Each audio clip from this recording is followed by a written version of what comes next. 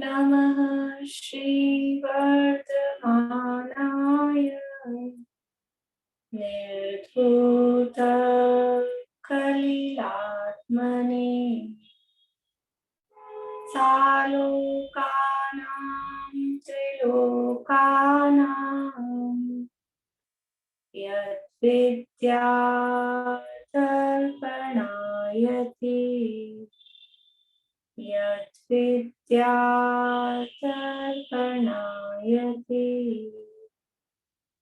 सकल पाप मल प्रक्षालक श्रीवर्धमान को करूं नमन लोकालोक प्रकाशित करने जिनकी विद्या है दर्पण जिनकी विद्या है दर्पण।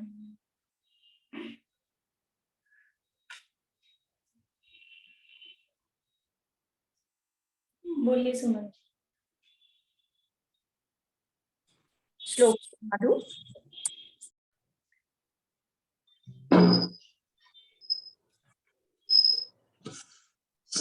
दिख रहा है क्या? बंद करो कि क्या? नहीं आंटी आवाज बंद करिए अपनी।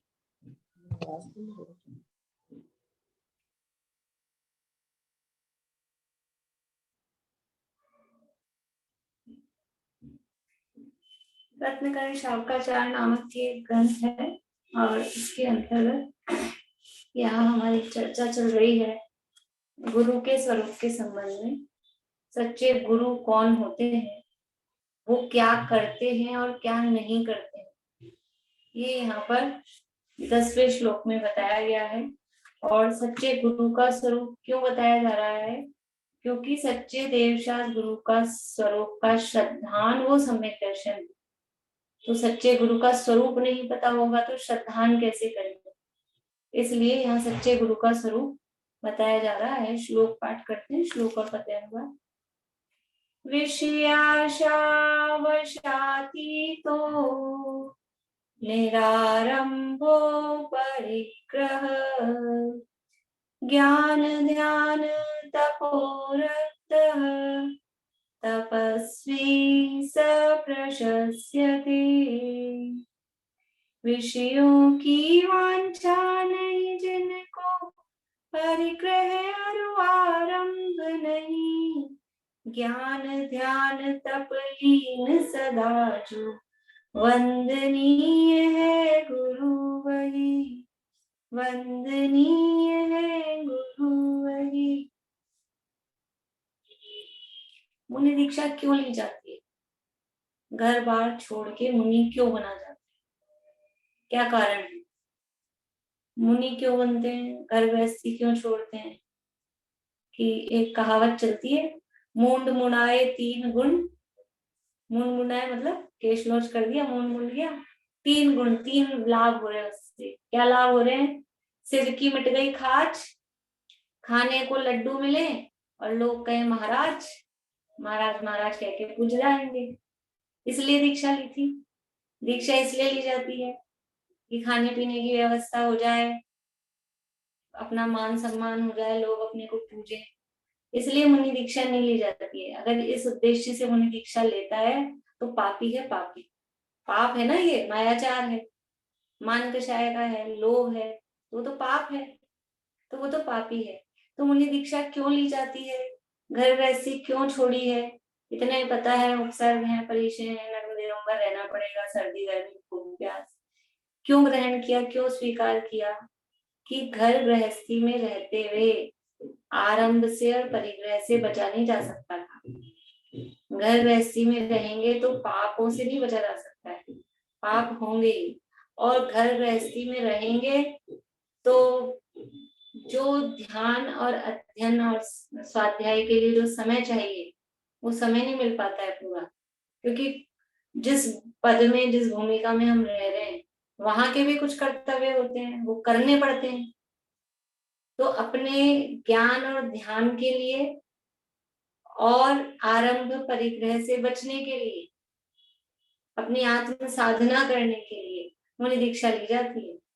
लोग घर में अपन रहते हैं, कितने अच्छे से अच्छा आदमी हो, पैसे वाला से पैसे वाला, कुछ भी हो, रुपया पैसा खूब हो, नौकर चाकर खूब हो, लेकिन क्या होता है घर गृहस्थी में समस्याएं चलती रहती है।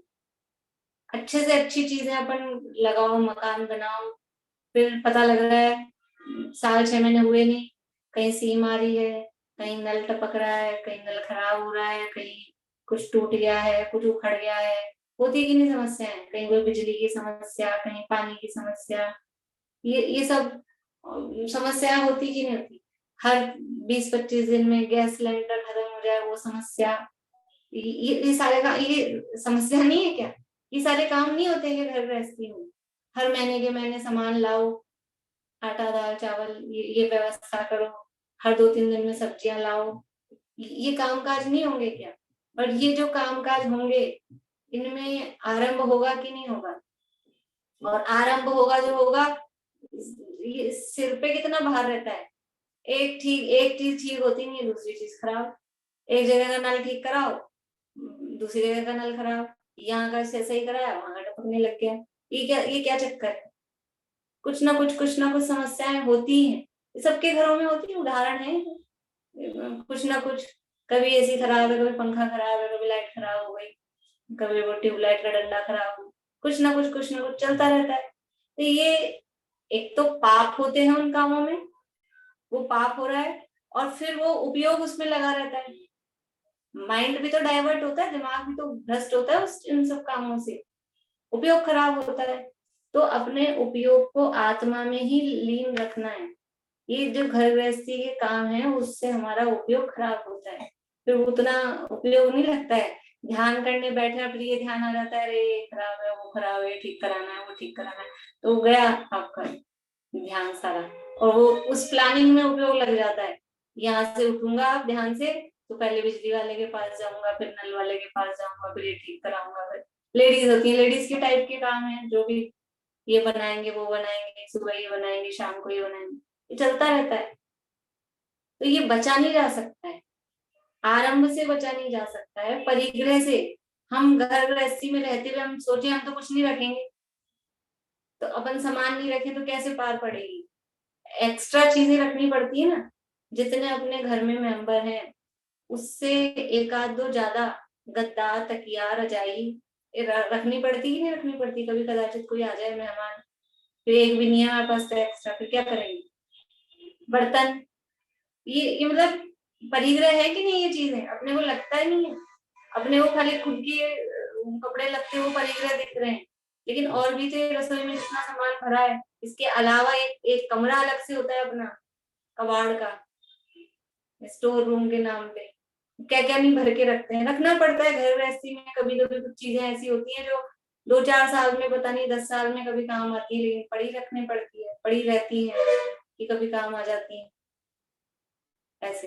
तो ये ना परिग्रह से बचा जा सकता है, ना आरंभ से।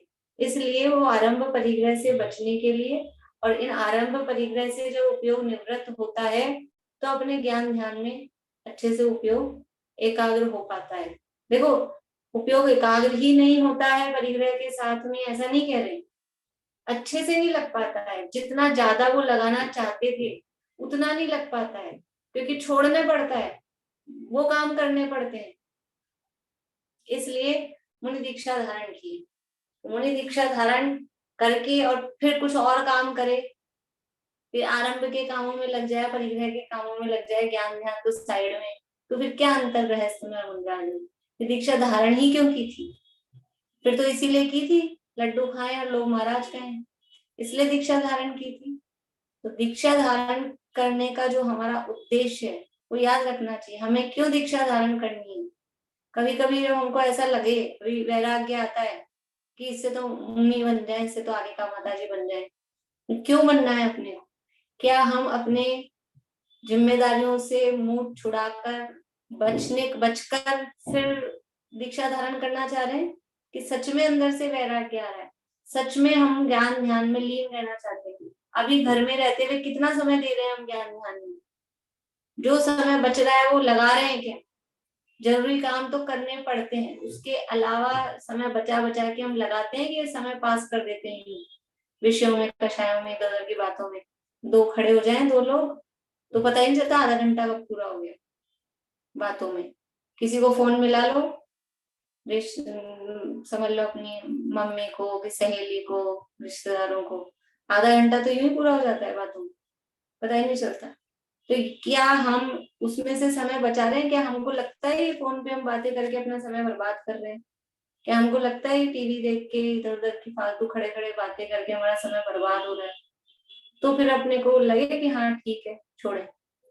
तो अंदर से ये लगन होनी चाहिए, ध्यान की और स्वाध्याय की लगन अंदर से होनी चाहिए, तब दीक्षा का अधिकारी होता है। देखिए यहाँ भावार्थ अपन पढ़ रहे थे पेज नंबर 20 पे।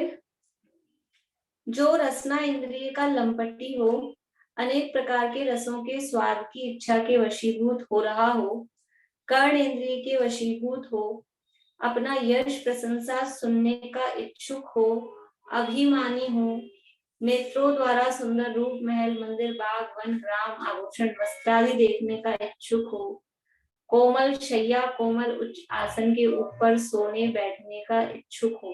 देखो ये एक एक विषयों को जीतना, ये मुनिराज के लिए कह रहे हैं, लेकिन अपन अपने ऊपर देखें कि हम रसना इंद्रिय की लंपटी, कि हमको वही चीज चाहिए, ये आए आज तो, और ये आए और फिर बने और फिर तब अपन भोजन करेंगे, ऐसा रसना इंद्रिय का लंपटी।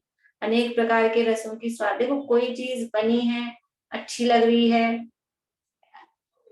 वो बात अलग है, लेकिन एक आग्रह है कि नहीं यही होना चाहिए भोजन में और यही खाना है अपने को, तो और ये मिल जाए तो फिर अपने आप को बड़ा भाग्यवान समझे, यह हो उसमें आसक्ति, लंपटपना। कर्ण इंद्रिय के वशीभूत, कर्ण इंद्रिय के वशीभूत के आगे कहा है अपना यश प्रशंसा सुनने का इच्छुक हो, ये कर्ण इंद्रिय का विषय है। हमारे कानों को अपनी बस बड़ाई, अपनी प्रशंसा सुहाती है। तो ये ऐसी भावना, मुनि बनने के बाद में ऐसी भावना हो कि बस दुनिया मेरी बड़ाई करती रहे, मेरी प्रशंसा करे, मेरी मेरी मेरी, मैं करेगा ना, दुनिया में कहते हैं मैं करता है बकरी बनेगा, जिसको ज्यादा मैं अपने नाम का लोभ है। तो ये अपनी यश प्रशंसा सुनने का इच्छुक है, कर्ण इंद्रिय का विषय है। अभिमानी हो, मान कषाय हो, नेत्रों द्वारा सुंदर रूप महल आदि ये सब देखने की इच्छा हो कि बस अच्छी अच्छी चीजें देखते रहें। कोमल शैया कोमल उच्चासन के ऊपर सोने बैठने का इच्छुक हो, यानी जहां सोए शयन करे तो अच्छी, जरा बढ़िया खुरदुरी जगह नहीं हो, ये अच्छी रहेगी सोने में, ऐसा जहां बैठे तो हम, मुझे ऊंचा आसन मिले हमेशा और सब मेरे से नीचे रहे।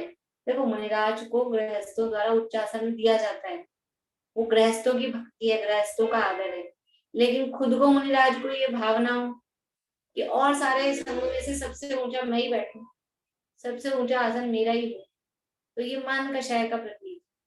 ऐसे उच्च आसन के ऊपर सोने बैठने का इच्छुक हो, सुगंध आदि ग्रहण करने का इच्छुक हो, विषयों का लंपटी हो, सो ऐसा गुरु दूसरों को विषयों से छुड़ाकर वितराग मार्ग में नहीं लगा सकता, वह तो सराग मार्ग में ही लगाकर संसार समुद्र में डुबो देगा। जो खुद विषयों में आसक्त है वो दूसरों को क्या विषयों से छूटने की प्रेरणा देगा? जो खुद ही एक ऐसी आती है, समझ लो प्रसंग गांधी जी के संदर्भ में, कि एक दिन एक महिला आई गांधी जी के पास और बोली कि बापू ये मेरा बच्चा है ना, ये बहुत गुड़ खाता है, इसको कहो जरा कम गुड़ खाया करे। तो उन्होंने कहा कि जरा 8 दिन बाद आना। 8 दिन बाद वो वापस आई और फिर उसको कहा गांधी जी ने बच्चे को कि बेटा गुड़ कम खाया करो। तो वो महिला बोली कि 8 दिन पहले ही कह रही थी ये बात, आप 8 दिन बाद बुलाए इसके लिए। तो बोले कैसे कहता, 8 दिन पहले मैं खुद खूब गुड़ खाता था, मैं बिना गुड़ के नहीं रह सकता था।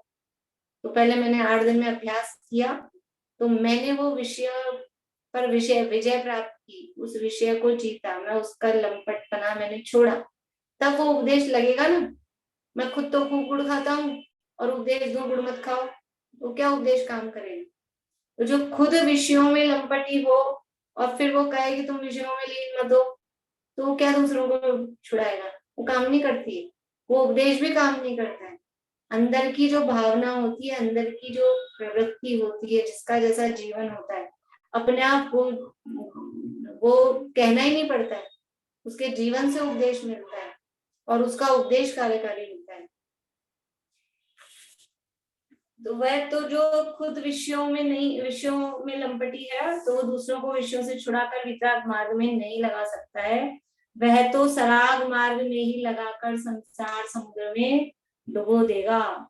इसलिए जो विषयों की आशा के वशीभूत नहीं हो, ऐसा गुरु ही आराधन वंदन योग्य है। यानी विषयों की बिल्कुल भी आशा, इच्छा, कामना, भावना नहीं हो, वही गुरु वंदन करने योग्य है, पूजन करने योग्य है। जिसे विषयों में अनुराग हो, वह तो आत्मज्ञान रहित बहिरात्मा है। गुरु कैसे होगा? जो बहिरात्मा मतलब मिथ्या दृष्टि है। मिथ्या दृष्टि हमारे गुरु नहीं होते। जो खुद विषयों में आ सकते हैं, विषयों की आशा के वश में, जिनको विषयों के बिना चलता नहीं है, ऐसे वो जीव मिथ्या दृष्टि, बहिरात्मा, आत्मज्ञान रहित, वो गुरु नहीं हो सकते। जिसके त्रस सावर जीवों के घात का आरंभ होता हो, उसे पाप का भय नहीं है। पापी के गुरु बना कैसे संभव है? जो आत्मज्ञान से रहित है, यानी मिथ्यात्व सहित है, बहिरात्मा है, वो गुरु नहीं हो सकता। और दूसरा कहा कि जो पाप में लीन है, पापी है, हिंसा, झूठ, हिंसा की मुख्यता से कही है, जीवों के घात का आरंभ होता हो। लेकिन हिंसा, झूठ, चोरी, कुशील, परिग्रह का जिसके जीवन में डर नहीं है, भय नहीं है, जो इन पापों में लीन दिखाई देता है, पाप करने में जिसको दोष नहीं दिखाई देता है, ऐसा जीव वो भी गुरु नहीं हो सकता है। किसी भी प्रकार के पाप में यदि आसक्त है तो वो गुरु नहीं हो सकता है। जो 14 प्रकार के अंतरंग परिग्रह तथा 10 प्रकार के बहिरंग परिग्रह सहित हो, वह गुरु कैसे हो सकता है? यानी जो पाप में लीन है वो गुरु नहीं हो सकता, और जो परिग्रह में आ सकते हैं, 10 प्रकार के बहिरंग और 14 प्रकार के अंतरंग परिग्रह में आसक्त है, उनसे सहित है, वो गुरु नहीं हो सकता है। परिग्रही तो स्वयं ही संसार में फंस रहा है, वह अन्य जीवों का उद्धार करने वाला गुरु कैसे होगा? गुरु तो वो हो ना। देखो, धर्म की परिभाषा क्या कही कि जो जीव को दुख से निकालकर सुख में पहुंचाए, वो धर्म है। और ये धर्म के आधार हैं देव, शास्त्र, गुरु। धर्म क्या कहा? दुख से निकालकर सुख में पहुंचाए। और उसके लिए क्या कहा? सदृष्टि ज्ञान वृत्तानि धर्मम। सम्यक दर्शन ज्ञान चारित्र वो धर्म है। तो उस सम्यक दर्शन का बेस क्या है? सम्यक दर्शन कैसे होगा? कि सच्चे देव, शास्त्र, गुरु का श्रद्धान, श्रद्धानम परमार्थानाम आप्तागम तपोव्रताम। तो वो जो गुरु है वो खुद ही गलत मार्ग में है। तो जो गुरु मतलब गलत मार्ग मतलब वो गुरु ही नहीं है। तो वो गुरु ही नहीं है तो फिर वो अन्य जीवों का उद्धार कैसे कर सकेगी? वो जीव को धर्म में कैसे लगाएगा?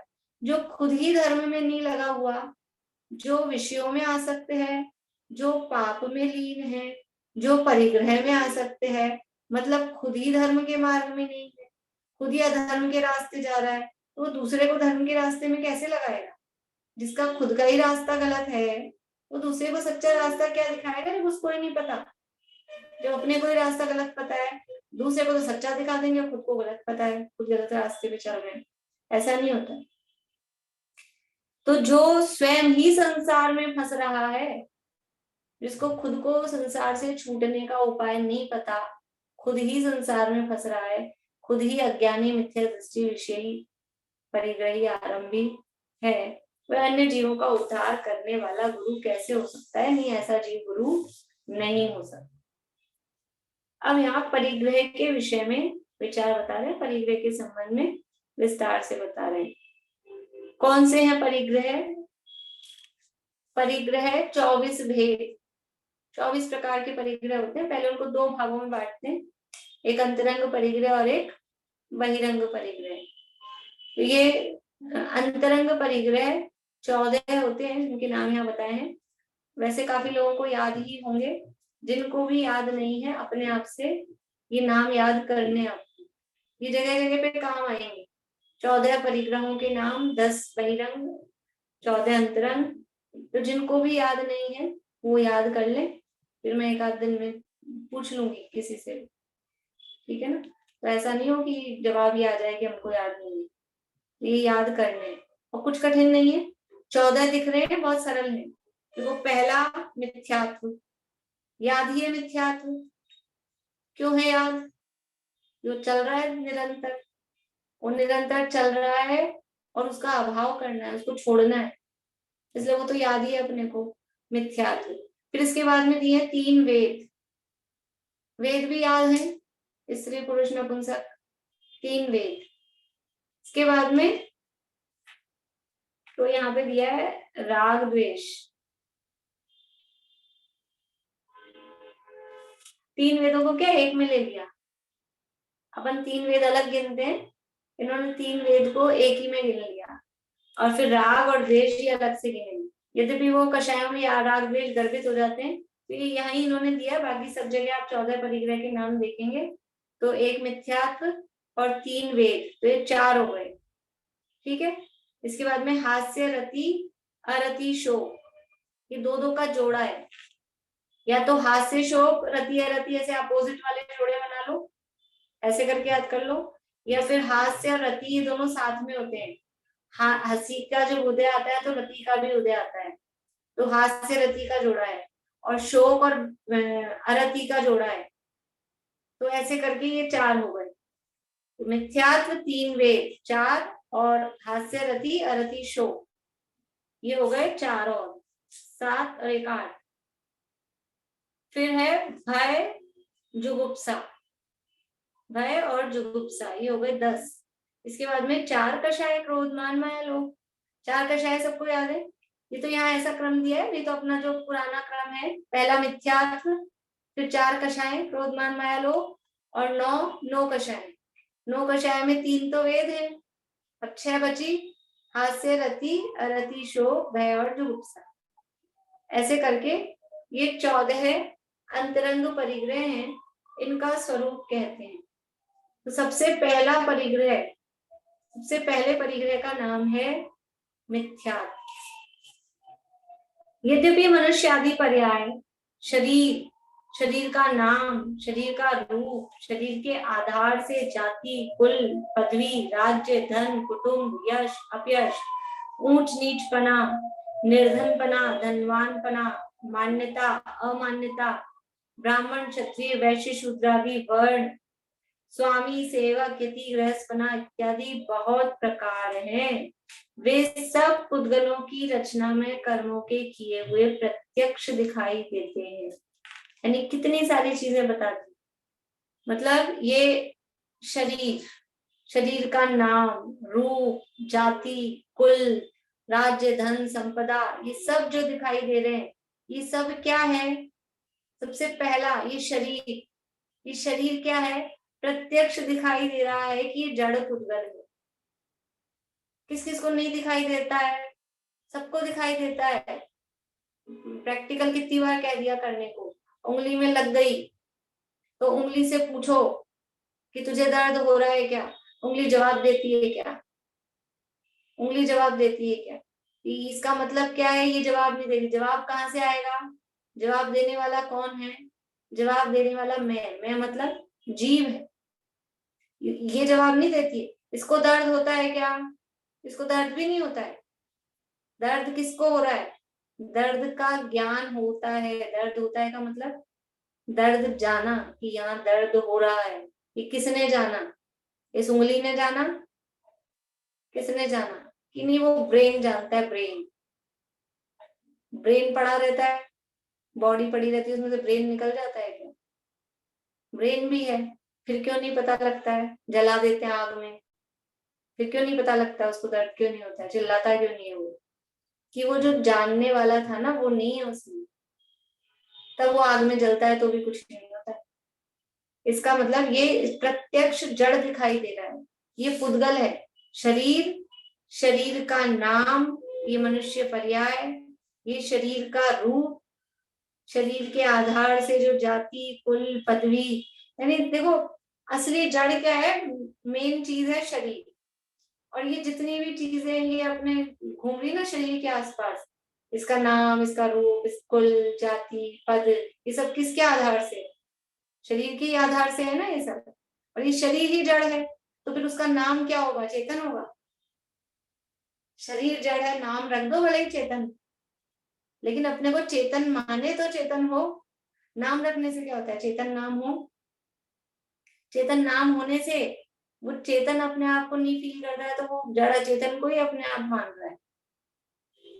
इसलिए ये जो यहाँ कह रहे हैं कि ये सब शरीर का नाम, शरीर का रूप, शरीर के आधार से जाति, कुल, पदवी, राज्य, धन, कुटुंब, यश, अपयश, ये जो मान सम्मान हो रहा है, ये क्या है? ये चेतन है। जो मुझे मान मिला या मेरा अपमान हुआ, ये मान अपमान, ये जड़, ये जीव है क्या? ये चेतन है क्या? मान अपमान, ये मान अपमान भी कुछ इसमें चेतनता नहीं है। मान मिला तो क्या हुआ? जीव फील कर रहा है उसको, बस ये मेरा मान। मान अपने आप में जीव नहीं है, पर जीव में वो भाव होते हैं, तो चेतन के भाव होने से उसको चेतन कह दिया जाता है। मान अपमान,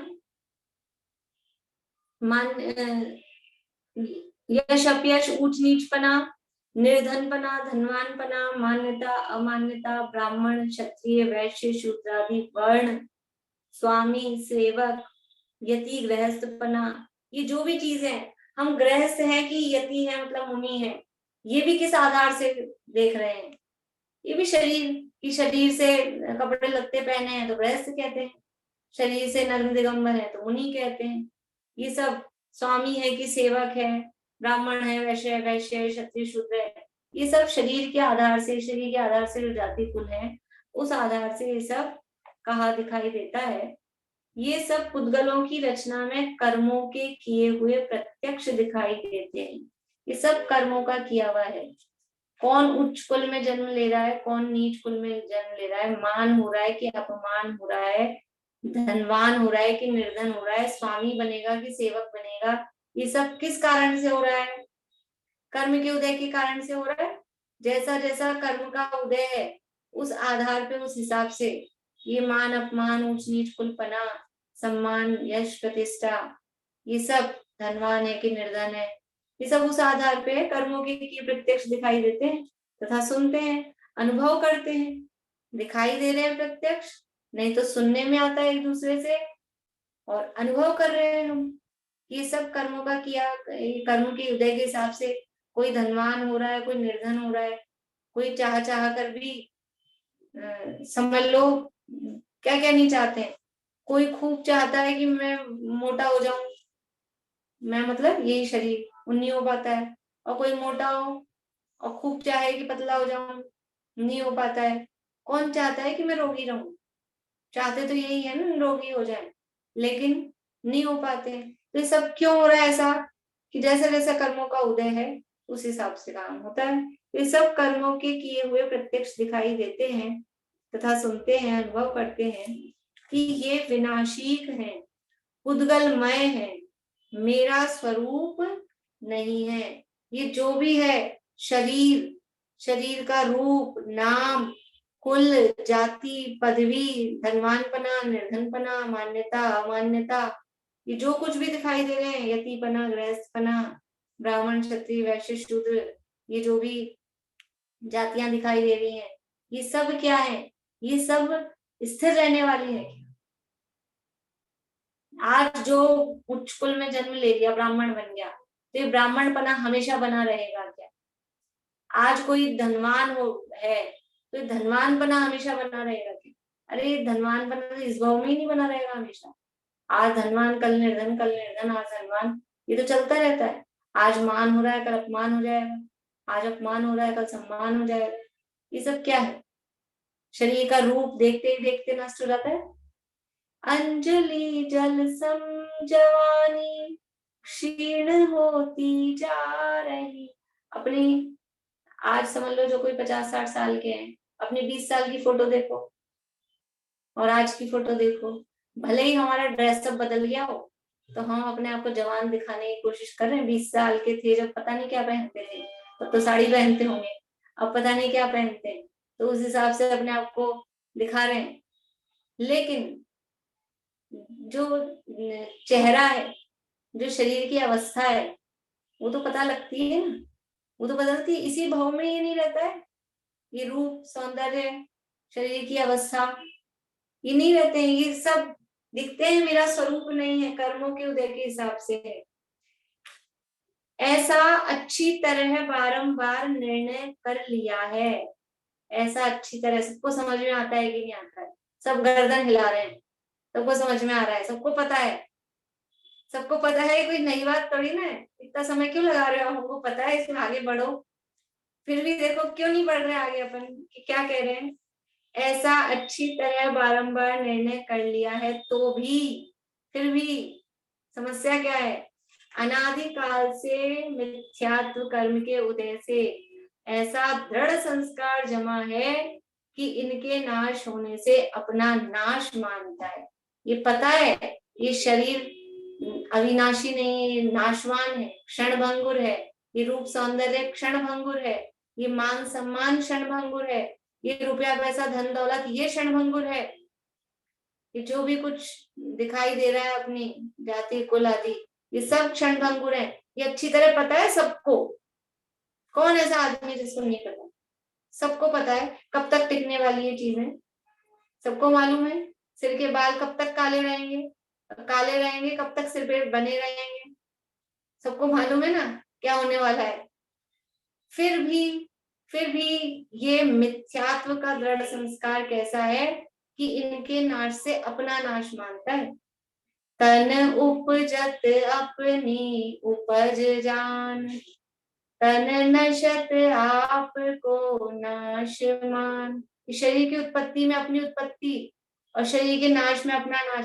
जब ये दिख रहा है शरीर अलग है, मैं अलग हूं, ये पढ़ लिया सुन लिया मुंह से बोल रहे हैं, फिर भी क्या होता है? अभी तो मैं बहुत बहुत ही मैं घट गया, मैं कमजोर हो गया, मैं हो गया, दूसरे को कहते हैं आप तो बहुत ही कमजोर हो गए। तो ये आप है, दूसरे को भी शरीर से देखता है, खुद को भी शरीर से देखता है। ना खुद को आत्मा देखता है, ना दूसरे को आत्मा देखता है, बस शरीर ही शरीर देखता है। मान सम्मान देखता है, रुपया पैसा धन दौलत। आप तो बहुत ऊंचे आदमी हो गए। ऊंचा आदमी कैसे देख रहा है? ये रुपया पैसा धन दौलत से ऊंचा देख रहा है। खुद को भी उससे ही देखता है, दूसरे को भी उससे ही देखता है। जब पता है कि ये स्थिर नहीं है, ये तो सब संयोग है, नाशवान है, विनाशी है, इससे क्या आकलन करना? ये मैं नहीं, ये मेरा स्वरूप नहीं। जो हमको सामने दूसरे जीव दिखाई दे रहे हैं, ये उनका भी स्वरूप नहीं। ये जीव है ही नहीं, ये पौद्गलिक है, पुद्गल है, अचेतन है। फिर भी इनकी उत्पत्ति में अपनी उत्पत्ति, इनके नाश में अपना नाश। ऐसा दृढ़ संस्कार क्यों? ये मिथ्यात्व कर्म की उदय से। और शुरू की लाइनें और है ना छड़ला में इसमें। ये तो बात किया था अनुपचल अपनी उपजान इससे पहले। मैं सुखी दुखी में, मैं सुखी दुखी में रंग राव, मेरे धन ग्रह को धन प्रभाव, मेरे सुततीय में सबल दीन, बेरूप सुभग मूरख प्रवीण। अपने को सुखी दुखी, रंक गरीब, राव राजा, मेरे धन है ग्रह है गोधन, मेरा कितना प्रभाव है, मैं बेरूप हूँ, सुभग हूँ, कुलीन हूँ, नीचे कुल वाला हूँ, ऊंचे कुल वाला हूँ। ये सब कैसे मान रहा है अपने आप को? किससे मान रहा है? इस शरीर के आधार से, इस शरीर के कारण से। जब दिख रहा है प्रत्यक्ष, कितनी बार तो बता दिया, 12 भावना का पूरा ग्रंथ चल रहा है, 12 भावनाएं बार बार में चल रही हैं, पढ़ते हैं, सब करते हैं, फिर भी ज्ञानात्मक स्तर पर, शब्दात्मक स्तर पर तो बोलते हैं, पता है कि सब नाशवान है, विनाशी है, लेकिन मानते क्या है? अंदर जमा क्या है? क्यों नहीं मान रहे हैं? सच्चाई स्वीकार क्यों नहीं हो रही है? कि मिथ्यात्व का अनादिकाल का संस्कार ऐसा है, माना ही नहीं जा रहा है। फिर कैसे छूटेगा ये संस्कार अनादिकाल का? ये कैसे छूटेगा? ये स्वीकार करना पड़ेगा। ये जो जिनवाणी में कहा गया है ये सत्य है। हम तो क्या करते हैं, अभी तो अपन बोल रहे हैं हाँ ये शरीर मैं नहीं, मेरा नहीं, सब जड़ है, पुद्गल है, ये है वो है। और अभी तो अपन ने क्या है, बाहर निकलने की व्यवस्था नहीं, लेकिन समझ लो यहाँ से बाहर निकले मोबाइल से, फिर बाहर जाते लाओ जी अब ये खाना लाओ, पीना लाओ, पानी लाओ, आप कैसे हो, आपकी तबीयत कैसी है, बस फिर वही चालू हो जाता है, शरीर को ही अपना मानना चालू हो जाता है। मतलब 5 मिनट 2 मिनट भी विचार ही नहीं आता है कि क्लास के बाद उठ के पानी पिएंगे, तो ये विचार तो आए कि पानी कितनी बार पिया है और इस पानी से मेरे को क्या तृप्ति हो रही है, मैं तृप्त हूं, ऐसा जल कौन सा है जिससे मैं तृप्त हो सकूं। ये पानी से तो शरीर भी तृप्त नहीं हो रहा है। कितनी बार पानी पिया, एक दिन में ही कितनी बार पीते हैं, शरीर तृप्त होता है क्या? तो फिर मेरी तृप्ति, मैं चैतन्य की तृप्ति किससे होगी? कि वो ज्ञान रूपी जल से, अपने आत्मज्ञान रूपी जल से। वो कभी किया क्या? नहीं विचार आता है, इसलिए वो मिथ्यात्व का संस्कार जमा रहता है। यानी यहाँ थोड़ा सा वो घबराता है कर्म। अभी हम पढ़ रहे, सुन रहे हैं ना, विचार कर रहे हैं, हाँ में हाँ में मिला रहे हैं, तो हाँ में हाँ मिला रहे हैं ना, तो मिथ्यात्व घबराता है कि अब तो ये मुझे छोड़ ही देगा। वो ऐसा सोचता है मतलब कहने की बात है, यानी वो कर्म ढीला पड़ता है। लेकिन फिर क्या होता है, बाहर जाते ही फिर अपन यही तो मैं हूँ, लाओ इसके पोषण के काम करो, तो वापस जम जाता है। फ्रिज में से अब गर्मी आ रही है ना, बर्फ जमाते हैं फ्रीजर में और फिर वो आइस ट्रे निकालते हैं बाहर काम में लेने के लिए। फिर क्या होता है, वो टाइट होती है, वो निकलती नहीं है, तो उसको छोड़ दो 2-5 मिनट छोड़ दो तो वो थोड़ी ढीली हो जाती है, फिर घुमाओ तो निकल जाती है आइस क्यूब्स।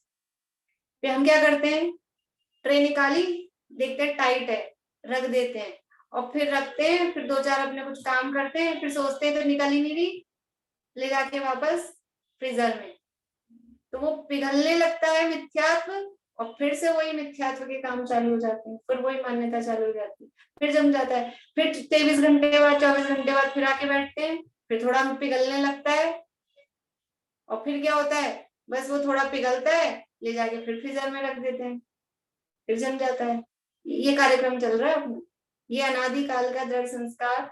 उसको थोड़ा पुरुषार्थ करना पड़ेगा, अपने आप थोड़ी ना निकल के आएगी।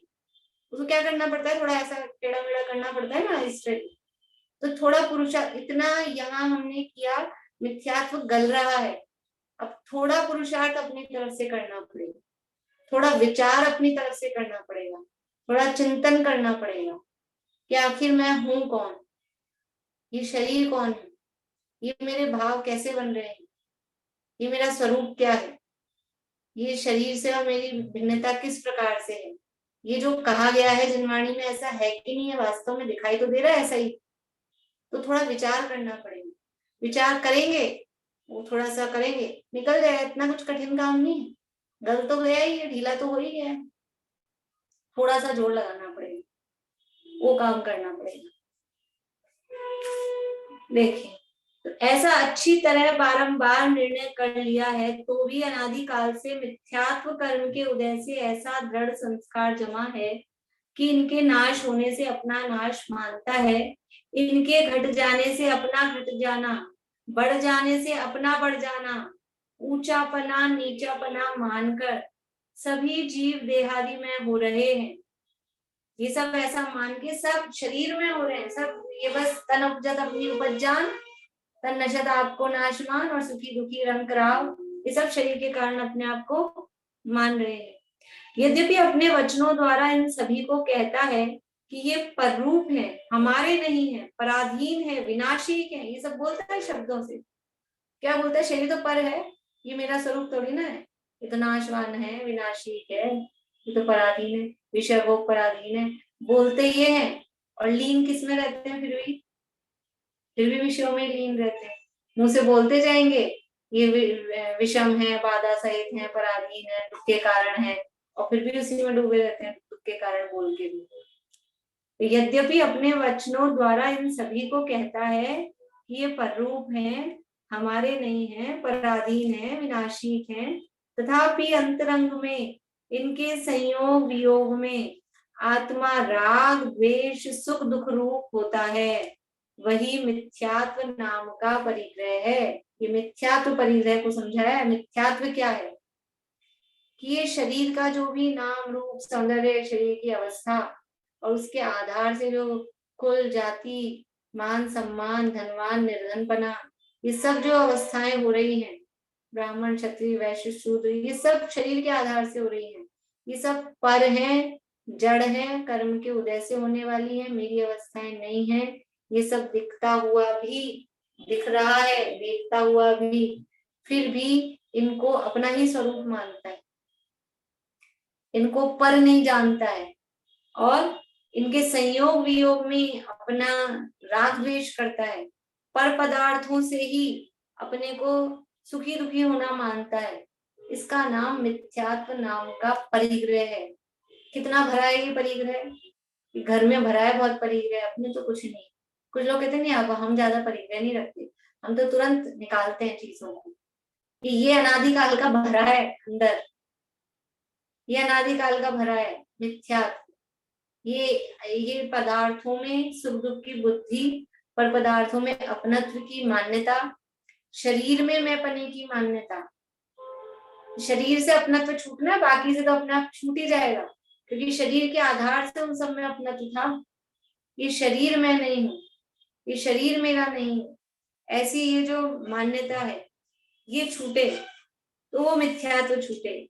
लेकिन इनके संयोग वियोग में ही आत्मा राग द्वेष सुख दुख रूप होता है। इसके कारण से राग द्वेष करता है और सुखी दुखी होता है। इसका नाम मिथ्यात्व नाम का परिग्रह है। ये मिथ्यात्व नाम का जो सबसे बड़ा पहला परिग्रह है, उसकी बात यहाँ पर कही है। अभी देखिए आगे। स्त्री पुरुष नपुंसक आदि में काम सेवन रूप राग अंतरंग में होता है, वही वेद नाम का परिग्रह है।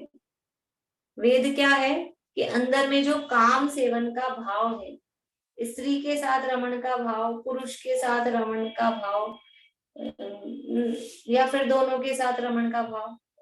स्त्री के साथ रमने का भाव वो है पुरुष वेद का उदय, पुरुष के साथ रमने का भाव वो है स्त्री वेद का उदय, और दोनों के साथ ही रमने का भाव वो है नपुंसक वेद का उदय।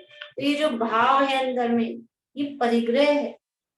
ये ऐसा भाव कि अपने को तो कोई भाव नहीं, तो ये वेद का उदय निरंतर चलता रहता है। अकेला रमने का भाव तो शब्द कहते हैं, लेकिन एक जो अपोजिट सेक्स के प्रति जो आकर्षण का भाव होता है। अभी हम सब स्त्री स्त्री बैठे हैं, तो अपने को कोई एक दूसरे से कुछ ना तो अट्रैक्शन का भाव आता है, ना कोई एक दूसरे से जैसे झेप आती है, शर्म आती है, ऐसा कुछ होता है? नहीं होता है। लेकिन अगर कोई पुरुष हो और फिर हम कुछ काम कर रहे हो, तो हमको नहीं, यहाँ पे कोई भाई बैठे तो झेप आती, शर्म आती, ये जो परिणाम है ना, इसका नाम है वेद का उदय। ये अंदर में निरंतर चलता ही नहीं। अकेला केवल मैथुन सेवन तो है ही, वो वेद का समझ लो क्रियात्मक रूप है, लेकिन किस तरह से निरंतर चलता है ये बात हमेशा बनी रहती है कि नहीं बनी रहती? पुरुषों को स्त्रियों के प्रति, बच्चे भी होंगे ना, 8-10 साल के हो जाएंगे तो फिर नहीं, यहाँ कोई लड़कियां हैं, बहन भी होगी तो नहीं, कमरा बंद करने का भाव आता है, कपड़े बदल रहे हैं तो कमरा बंद करके, ये जो भाव आ रहा है, इसका नाम है वेद का भाव। तो ये परिग्रह है अंदर, ये हमारे भावों में ये निरंतर ये भाव चलता रहता है, ये वेद नाम का परिग्रह है। पर द्रव्य जो देह स्त्री पुत्रादि में प्रसन्न होना, वह राग परिग्रह है। जो भी परद्रव्य है, शरीर, धन, स्त्री पुत्रादि, इसमें प्रसन्न होना मतलब इनको अच्छा जानना, अच्छा जानकर इनको चाहना, वो राग, इनके प्रति जो राग है, ये राग परिग्रह है अंदर। अब होता है कि नहीं होता है राग? बाहर का परिग्रह तो हम कम कर देते हैं, कम कर लेंगे, लेकिन ये जो अंदर का परिग्रह है, ये जो राग का परिणाम है, वेद का परिणाम है, इसको कैसे कम करें, इसको कैसे छोड़ें? अभी तो ऑटोमेटिक रहता ही है ना। ये कम करने के लिए आत्मा का आश्रय चाहिए। आत्मा के लक्ष्य से सम्यक दर्शन होता है तो अनंतानुबंधी जन्य वेद का परिणाम, राग का परिणाम, द्वेष का परिणाम, क्रोध मान माया लोभ का परिणाम, वो चला जाता है, और नवागुण स्थान होता है तो टोटली वेद का भाव खत्म। चला जाता है। आत्मा का आश्रय चाहिए, आत्मा का लक्ष्य चाहिए, अपने स्वरूप का लक्ष्य चाहिए। ये मैं नहीं हूं, ये मेरा स्वभाव नहीं है, ये जो भाव हो रहे हैं ये मेरे स्वभाव नहीं है। ये किसी को भी देख के अच्छा लगने का भाव, ये अच्छा लगना तो अच्छी बात है ना, बुरा मानना, बुरा कहना, बुराई करना वो तो खोटा भाव है। लेकिन हमको अच्छी लग रही है चीजें, इसमें क्या बुराई है? ये भी परिग्रह है, ये भी पाप है। अच्छे बुरे की कल्पना ये खोटी कल्पना है, क्योंकि दुनिया में कोई भी वस्तु, वस्तु तो वस्तु है, ना वो अच्छी है ना वो बुरी है। उसमें हम ये अच्छे बुरे का भाव कर रहे हैं, उसका नाम वो परिग्रह है, वो पाप है। पर द्रव्य जो देह, धन, स्त्री, पुत्र आदि में प्रसन्न होना वह राग परिग्रह है। पर का ऐश्वर्य, यौवन, धन, संपदा, यश, राज्य, वैभव आदि से बैर रखना सो द्वेष परिग्रह है। किसी के रूप से, सौंदर्य से, उसके धन, वैभव, संपदा से, उसके मान सम्मान से, पद प्रतिष्ठा से, ये सब देख के और हमको बुरा लगता है, अच्छा नहीं लगता, वो द्वेष, समझ लें, ईर्ष्या वाली बात मुख्य रूप से कहिए। लेकिन ऐसे भी किसी को देख के अच्छा नहीं लगा, भले अब उसमें वस्तु भी हो सकती है, गंदगी देखकर, कचरा देखकर, कीचड़ देखकर हमको क्या लगता है? द्वेष होता है, ये अच्छा नहीं लग रहा। कोई कोई रंग देखकर ये रंग अच्छा नहीं लग रहा, कोई वस्तुएं देखकर, कोई व्यक्ति को देखकर, तो वो जो बुरा लगने वाला भाव है, किसी को देखकर उसे दूर करने की इच्छा, उसे बुरा मानना, उसका नाम द्वेष है। तो वो द्वेष नाम का परिग्रह है। हास्य के परिणाम होना वह हास्य परिग्रह, अपने को लगता है हास्य भी परिग्रह है। पद्म प्रभु भगवान की वंदना है, डॉक्टर हुकुमचंद जी भाले की 24वीं शंकर वंदना, जो पहले अपन बोलते थे ना, जिन्होंने स्तुति के रूप में, पूरी अपन ने 24 बोली। मानता आनंद सब जग, हास में सारा जग क्या मानता है? हंसी में हास परिहास, हंसने, हंसी मजाक करने में क्या मानता है? आनंद मानता है। आनंद मानता है, बढ़िया बात है, अच्छी बात है। मानता आनंद सब जग, हास में परिहास में, पर आपने निर्मद किया परिहास को परिहास में। हे पद्म प्रभु भगवान, आपने क्या किया? आपने उस हंसी को हंसी हंसी में खत्म कर दिया। हंसी खेल में, दुनिया हंसी मजाक मानने में आनंद मान रही है, आपने हंसी मजाक में उस हंसी को खत्म कर दिया। क्यों क्यों कर दिया? परिहास भी है परिग्रह, जग को बताया आपने। ये हंसी है ना, ये हंसी भी परिग्रह है। दुनिया कोई मानती नहीं है, आनंद मान रही है। देखो, पाप में आनंद मानना क्या होता है? पाप में आनंद मानना क्या कहते हैं उसको? पापों में आनंद मानना आर्ट ध्यान नहीं कहते, रौद्र ध्यान, रौद्र ध्यान कहते हैं। पापों में आनंद मानना उसको रौद्र ध्यान कहते हैं, ठीक है ना। अब हंसी में आनंद मानते हैं कि नहीं मानते अपन? हंसना, हंस हंस के खुश होते हैं कि नहीं? हंसी क्या है? पाप है कि पुण्य है? हंसी क्या है? कषायों में है ना, और कषाय क्या होती है? कषाय सारी पाप है, ये पाप में परिग्रह पाप में है उसका नाम। और हंस हंस के आनंद मान रहे हैं। हंसी के वो चलते हैं show, laughter channel, laughter show, और खुश होते हैं। हम तो क्या है कि हम तो इधर उधर के घर गृहस्थी के तेरी मेरी वाले सीरियल में देखते हैं, मतलब हंसी वाले। क्या कर रहे हो? ये पाप बढ़ा रहे हो, परिग्रह बढ़ा रहे हो, पाप कर रहे हो। ये लगता है किसी को? लगता है? 4 जने अपन बैठ के हंसी मजाक करते हैं, अपने को लगता है अपन ने कोई पाप किया? हमने कौन सा पाप किया? बड़े दादा की एक बुक है रंजन जी भाई की, ऐसे क्या पाप किए। जब बुरी स्थिति आती है, जब प्रतिकूलताएं आती है, तो जीव विचार करता है ऐसे क्या पाप किए, हमने तो कोई पाप ही नहीं किए। ये हंसी हंसी में इतना पाप कर रहे हैं, किसी को पता लगता है? नहीं लगता है।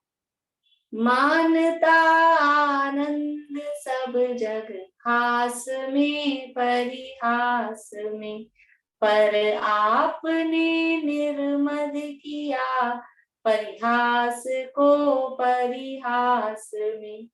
परिहास भी है परिग्रह, जग को बताया आपने। हे पद्म प्रभ परमात्मा, पावन किया जग आपने। ये सब परिग्रह है, और परिग्रह है वो पाप है। और ऐसा हम समझे, विचार करें कि ये जो भी राग द्वेष के परिणाम है, हास्य आदि के परिणाम है, वेद के परिणाम है, ये सब परिग्रह है, पाप है। और क्यों कर चल रही इनकी चर्चा कि मुनिराज वो निरारंभो परिग्रह है, आरंभ और परिग्रह से रहित होते हैं। तो ये मुनिराजों के जीवन में हंसी होती है कि नहीं होती है? होती है, लेकिन वो संतुलन चाहिए। उस हंसी में आनंद नहीं मानते। प्रसन्नता होना अलग बात है, और हंसना, वो हास्य कषाय होना, वो अलग बात है। प्रसन्न रहते हैं, जैनी प्रसन्न रहते हैं, सम्यक दृष्टि जीव प्रसन्न रहते हैं, हंसते नहीं रहते हैं दांत निकाल के। दांत निकल भी जाए कोई बात नहीं, दांत निकल जाए तो कोई बात नहीं, नहीं निकले तो कोई बात नहीं, उससे कोई मतलब नहीं है। लेकिन अंदर वो जो हंसी का जो भाव है, वो पाप है, वो परिग्रह है। अंदर से अंदर की प्रसन्नता होनी चाहिए। जिन धर्म, ये जो वस्तु स्वरूप समझ के, पढ़ के, सुन के अंदर आनंद आना चाहिए। भगवान की जैसी मुद्रा होती है, हंसती भी होती है कि रोती भी होती है। भगवान रो रहे होते हैं कि हंस रहे होते हैं? मंदिर में जो भगवान है, ना हंसते हैं ना रोते हैं। भगवान की प्रतिमा हंसमुख नहीं होती है, रोने वाली तो होती ही नहीं है, हंसमुख भी नहीं होती है। सौम्य मुद्रा, अंतर्मुख मुद्रा, नासाग्र दृष्टि, ऐसे ही खिलखिला के हंसते हुए नहीं होते हैं। क्योंकि वो हंसना, वो हास्य परिग्रह, यदि मूर्ति ऐसी हंसी वाली बनाएंगे तो परिग्रह सहित प्रतिमा हो जाएगी। इस प्रकार से ये यहाँ अभी और है परिग्रह के, अभी अंतरंग परिग्रह भी और है, उसके बाद में बहिरंग परिग्रह, उनको कल पूरा कर लेंगे अपन। ये परिग्रह के संबंध में विचार करके क्या कह रहे हैं कि ये सब परिग्रह हैं, और इन सब का भी त्याग जीवन में होता है, तब जाके मुनि दशा होती है। इन सबको रख के, यानी हम अकेला खाली घर गृहस्थी कपड़े लत्ते छोड़ दिया, परिग्रह का त्याग हो गया, ऐसा नहीं। सबसे पहले जो मिथ्यात्व नाम का परिग्रह है वो छोड़ा जाता है। टोडरमल जी साहब ने परिभाषा दी अनंत की, उसमें सबसे पहला शब्द दिया, जो गृहस्थ पना त्याग कर, मुनि धर्म अंगीकार कर। गृहस्थ पना मतलब अंदर से जो गृहस्थी के प्रति आसक्ति है, ये घर मेरा, ये जो आसक्ति है, इसका नाम है गृहस्थ पना त्याग। घर तो छोड़ देते हैं, घर से मंदिर जाते हैं, घर छूटता है कि नहीं छूटता है? 10-12 दिन के लिए बाहर चले जाते हैं, कहीं कहीं तो घर अमेरिका चले गए, तो क्या घर छूट गया? ये घर छूटा है, लेकिन गृहस्थ पना नहीं छूटा है। वहां जाके घर बना लिया है, जहां जाते हैं यात्रा में, वहां 2-4 दिन के लिए एक कमरे को अपना घर बना लेते हैं। गृहस्थ पना नहीं छूटा है। गृहस्थ पना यानी कहीं भी जा जाके वो घर पने वाला भाव, वो छूटना, उसका नाम मुनि दशा है। बाहर में ये जड़ ईट पत्थर के मकान को छोड़कर, संजीव जी बोलते थे ऐसा, घर छोड़ने का नाम मुनि दशा नहीं है, घर में आने का नाम मुनि दशा है। निज घर में आना, अपने घर में, हम तो कबहू न निज घर आए, तो अपना जो घर है शुद्धात्मा, उसमें आने का नाम मुनि दशा है। ऐसी मुनि दशा हम सबको प्राप्त हो, ऐसी मुनि दशा की भावना हम सबकी हो। इसी भावना के साथ के बाद पूरी करते हैं।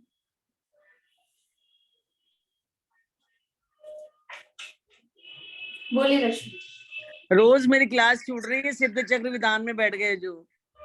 कोई बात नहीं, फिर सुन लीजिएगा, वो तो अभी टेम्परेरी है, वो भी अच्छी बात है, वहां उपयोग लगे, उसको भी बहुत भाव है, उनको समझते। आज मुझे आपकी बहुत याद आई, आज जो 256 नाम कर्म का वो सारा कर रहे थे, उद्योत आद्योत सारे सुस्वर दुस्वर, मेरे को आप ही की शक्ल नजर आ रही थी वहाँ। मेरी शक्ल मत याद करिए, वो उसका जो भाव है। नहीं, इतने अच्छे से समझाया, इतने अच्छे से आपने समझाया था कि पूरा याद आ रहा था। बोलिए सर। अनम्यूट करिए सर जाके। हाँ ये जो अरे अभी अपन ने मैं परचेज किया ये किसमें मैं ये आएगा? बोल रही थी कि ये जो क्लास है ना ये टेलीग्राम में कैसे आती है, उसी पे तो नहीं आती ना? टेलीग्राम में ग्रुप जो- है ना, रत्नकरण शावकाचार वाला ग्रुप। वो अलग है क्या रतनगढ़ सावकाचार हाँ का? हाँ, तो ये उसमें जो ये आता है अपने तत्वार सूत्र वाले में तो अलग है। सूत्र में नहीं आती है। मैं आज वापस से लिंक डाल दूंगी, आप ज्वाइन कर लेना। लिंक चाहिए इसका। हाँ तो वो लिंक चाहिए, क्योंकि ये मैं सुन ही नहीं सकती हूँ, जब नहीं सुनती हूँ तो फिर वो आप डाल दीजिए, है ना? हाँ हाँ ठीक।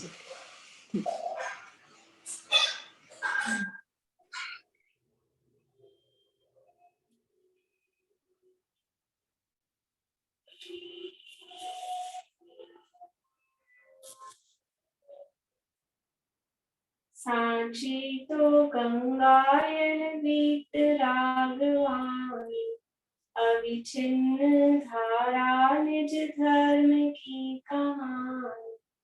जामे अति विमल अगाध ज्ञान पानी, जहाँ नहीं संशय आदि पंख की निशानी।